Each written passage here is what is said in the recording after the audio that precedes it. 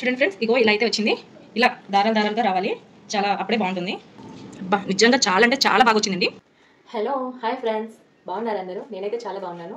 ఈరోజు మనం ముస్లిం స్టైల్లో హలీం అయితే ఎలా తయారు చేసుకోవాలో దానికి కావాల్సిన ఐటమ్స్ ఏంటో నేను చూపిస్తాను, చూడండి.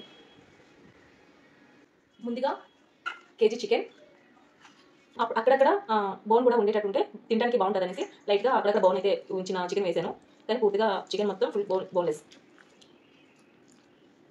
ఇప్పుడు మనకు కావాల్సింది 1 cup rice, basmati rice, 1 cup కందిపప్పు, 1 కప్పు ఎర్రకందిపప్పు, 1 కప్పు పచ్చెనపప్పు, 1 కప్పు పెసరపప్పు, 1 కప్పు మినపప్పు, 1 కప్పు బార్లీ, 1 కప్పు గోధుమ రవ్వ, 2 స్పూన్స్ నువ్వులు, తెల్ల నువ్వులండి, జీడిపప్పు, బాదం పప్పు, 1 కప్పు పెరుగు, 1 కప్పు కొత్తిమీర, 1 కప్పు పుదీనా, గ్రీన్ చిల్లీ, గరం మసాలా పొడి, పసుపు, ధనియాల పొడి, 1 కప్పు నెయ్యి, 1 కప్పు ఆయిల్, 2 స్పూన్స్ కారం, సాల్ట్, సైజులో 1 నిమ్మకాయ.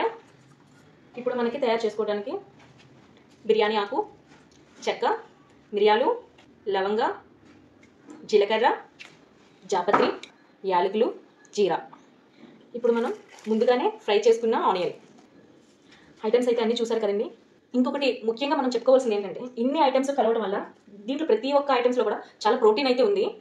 సో ఇది తినడం వల్ల మనకి హెల్త్కి కూడా చాలా మంచిదండి.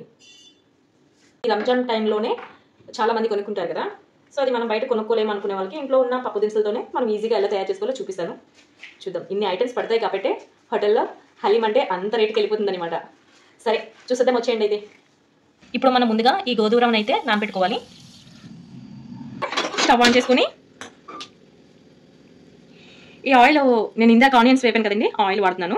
ఎందుకంటే ఆయిల్లో ఉన్న ఆనియన్స్లో ఉన్న మొత్తం స్మెల్ మొత్తం ఇందులో ఉంటుంది కాబట్టి ఈ ఆయిల్ వాడితే మనకి ఇంకా చాలా మంచి టేస్ట్ వస్తుంది. ఆయిల్ అయితే హీట్ ఎక్కింది. ఇప్పుడు ఈ ఐటమ్స్ మొత్తం ఇందులో వేసుకుందాము, మసాలా దినుసులు మొత్తం.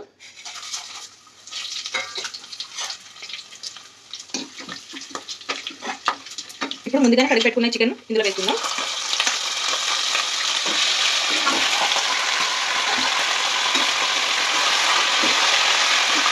ఇలా ఈ చికెన్ని కొంచెం 2 మినిట్స్ లో ఫ్లేమ్లో పెట్టి బాగా వేయించుకోవాలి.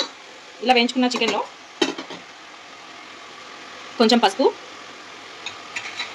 ఉప్పు, కారం, గరం మసాలా, ధనియాల పొడి, ఈ పచ్చిమిరపకాయలు ఇందులో వేసుకొని బాగా మసాలా పట్టేలాగా ఒక 2 మినిట్స్ ఫ్రై చేసుకోవాలి. చూడండి ఇలా ఫ్రై అయింది కదా. ఇప్పుడు ఇందులో ఈ ముక్కలు ములిగేలాగా వాటర్ అయితే వేసుకోవాలి. వాటర్ వేసుకొని 7-8 విజిల్స్ అయితే రానివ్వాలి. ఎందుకంటే అప్పుడే చికెన్ బాగా మెత్తపడుతుంది అనమాట. ఈ చికెన్ ఇట్లా పట్టుకుంటే పీసెస్గా విడిపోవాలి. సో అందుకోసం అనేసి 7-8 విజిల్స్ వచ్చేంత వరకు మనం దీన్ని కుక్ చేసుకోవాలి. ఇప్పుడు లాస్ట్గా కొంచెం ఈ ఫ్రై చేసిన ఆనియన్స్ అయితే వేసుకోవాలి. ఇప్పుడు మనం ముందుగా మినపప్పు, పెసరపప్పు, బియ్యం, ఎర్రకందిపప్పు, పచ్చెనపప్పు, కందిపప్పు, బాదం పప్పు, జీడిపప్పు ఇవన్నీ కొంచెం లైట్గా వేపుకోవాలి. లో ఫ్లేమ్లో పెట్టి ఒక 2 మినిట్స్ తోరపదనగా వేపుకోవాలి. వాసన పోయేంత వరకు వేపుకున్న తర్వాత ఇప్పుడు కొంచెం బార్లీ, నువ్వులు అన్నీ కలిపి ఒక 2 మినిట్స్ లో ఫ్లేమ్లో పెట్టి వేయించుకోవాలి. ఇప్పుడు ఇలా వేపుకున్న ఈ మిశ్రమం మొత్తాన్ని ఇందులో కుక్కర్లో వేసుకొని ఇది కూడా సేమ్ 6-7 విజిల్స్ వచ్చేంత వరకు కుక్ చేసుకోవాలి. చూసారు కదా, ఇలా ఫుల్ కుక్ అయ్యేంత వరకు, అంటే చాలా మెత్త గంధంలాగా అయ్యేంత వరకు మనం కుక్ చేసుకోవాలి కాబట్టి నేను వాటర్ వేసుకున్నాను. సో మనం చేసుకునే దాన్ని బట్టి మీరు వాటర్ వేసుకోవచ్చు. ఇప్పుడు నేను కుక్కర్ పెట్టేసుకొని 6 విజిల్స్ అయితే రానేస్తాను. సో తీసి చూద్దాం ఎలా ఉడికిందో.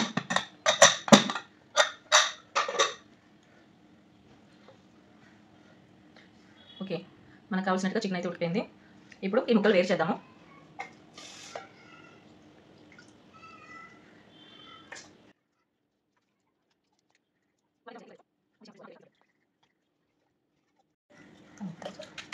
ఇలా అయితే చికెన్ మొత్తం కూడా ఈ పప్పు గుత్తుతో మెత్తగా చేసేసుకుందాం.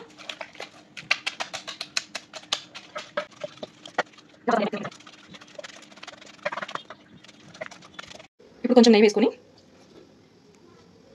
ఈ నెయ్యి హీట్ ఎక్కిన తర్వాత ఈ జీడిపప్పు ఇందులో వేసి వేసుకుందాం.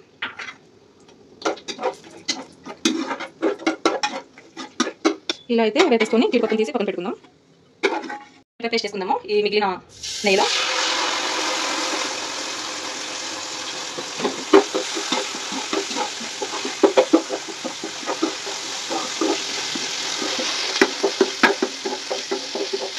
ఇప్పుడు ఇది ముందుగా నానబెట్టుకున్న గోధుమ రవ్వ ఇందులో వేసుకుందాం. ఇలా అల్లం వెల్లుల్లి పేస్ట్ కొంచెం వేగిన తర్వాత పచ్చివాసన పోయేంత వరకు వేయించుకుని తర్వాత ఇప్పుడు మనం ముందుగా నానబెట్టుకున్న గోధుమ రవ్వ ఉంది కదా, ఇది మొత్తం ఇందులో వేసుకోవాలి. వేసుకొని ఇది కూడా దీంట్లోనే బాగా కుక్ అవ్వాలి. మనం వేసిన పప్పు దినుసులన్నీ ఇలా బాగా మెత్తగా ఉడికిపోయాయి. ఇప్పుడు దీన్ని కూడా ఈ పప్పు గుత్తితోటి బాగా అదుకోవాలి. ఇలా ఈ పప్పు మొత్తం కూడా మెత్త గంధంలాగా అయిపోవాలి. అసలు ఎక్కడ కూడా రైస్ కానీ పప్పు కానీ ఉన్నట్టు కనిపించకూడదు. తీసుకున్న గోధుమ రవ్వలో ఒక గ్లాస్ వాటర్ అయితే వేసుకోవాలి. ఇది ఒక 2 minutes ఉడకనివ్వాలి.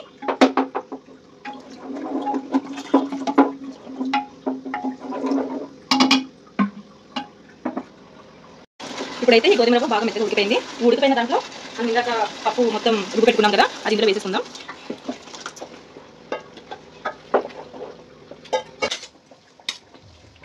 ఇప్పుడు ఈ చికెన్ కూడా ఇందులో వేసేసుకుందాం.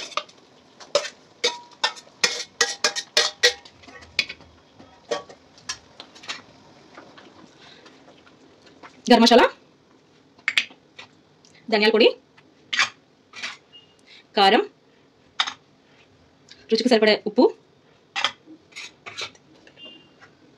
ఇవన్నీ వేసుకొని అంతా బాగా కలుపుతూ ఉండాలి. మినిమం 10-15 నిమిషాల వరకు దీన్ని ఆగకుండా లో ఫ్లేమ్లో పెట్టుకొని కలుపుకుంటూ ఉండాలి. కలుపుకుంటూ ఉంటూనే ఇందులో ఈ నెయ్యి వేసుకుంటూ మధ్య మధ్యలో కలుపుతూ ఉండాలి.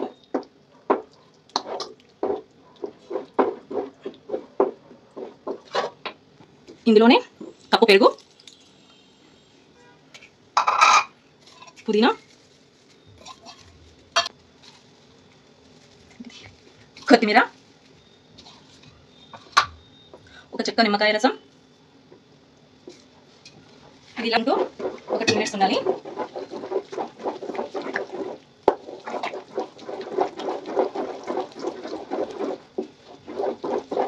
ఇది చికెన్ సపరేట్ చేసి చికెన్ జ్యూస్ని సపరేట్ చేశాను. ఎందుకంటే ఇది ఇందులో వేసుకుంటూ కలుపుకుంటూ ఉండాలన్నమాట. ఈ మిశ్రమం మొత్తం కూడా ఎంత గట్టిగా ఉందో చూసుకుంటూ మనకి కావాల్సినంత విధంగా కలుపుకుంటూ ఒక మినిమం 20 నిమిషాల పాటు ఇలా కలుపుకుంటూ తిప్పుకుంటూ ఉండాలి, అడుగు పట్టకుండా.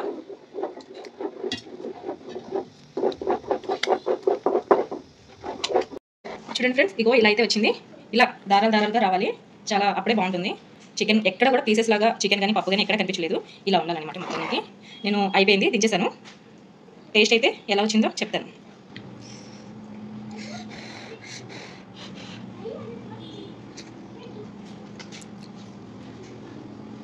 ఇలా మనం తినేటప్పుడు దీనిపైన నిమ్మకాయ బాగా పిండేసుకొని అప్పుడు తింటే సరిపోతుంది. అబ్బా, నిజంగా చాలా అంటే చాలా బాగా వచ్చిందండి. టేస్ట్ అయితే అదిరిపోయింది. మీరు కూడా ట్రై చేసి చూడండి.